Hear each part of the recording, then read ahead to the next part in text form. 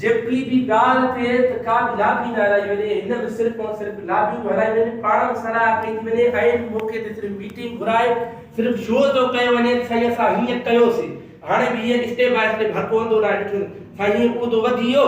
असा ये तो सजा असा और दोस्तन गला होया कि उते स्टेट में वने उठार के गायण जो वारो न थारे हिते बट पा गालाए न थी यार 5 सेकंड गालाए तो सिंह ये तो गालाए मेहनत कन यार छो इन मरकज में दादू झप लाए जा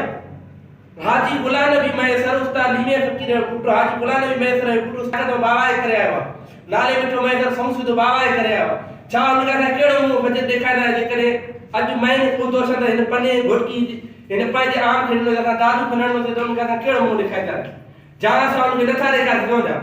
असा जे करे ये नाजायज कयूं वयूं त असा जो तंजीम खा असा तंजीम जी काउ ते जरूरत भी कोनी मदीने वारो गंज दे तो जे करे इंसाफ थे उ तो वदे त सोने नमूने वदे ए बिलखुसूस असा या गुजारिश अपील है नरडे भाज हैसियत दा त ओ तो मरकज में को वधाए वने पर इन मते दादू के दिनो वने दादू के ने कर दिनो वने त असा जे शान शानात खान उस्ताद हाजी लीमो फकीर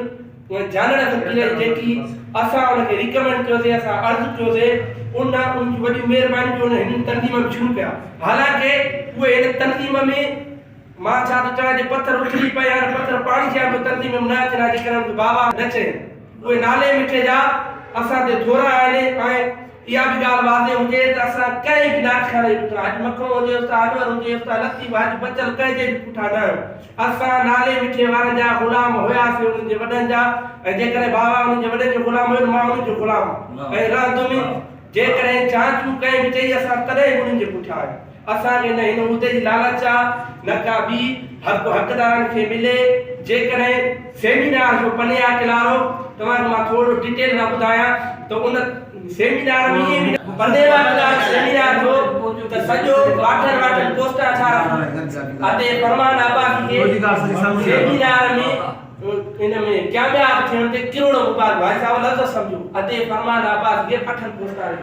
सेमिनार कामयाब थियण ते करोड़ों मुबारक ए फरमान आबाद की हथ जा असल करन फरमान 10 रुपया सेमिनार में खर्च आए तो कॉम्पिनी में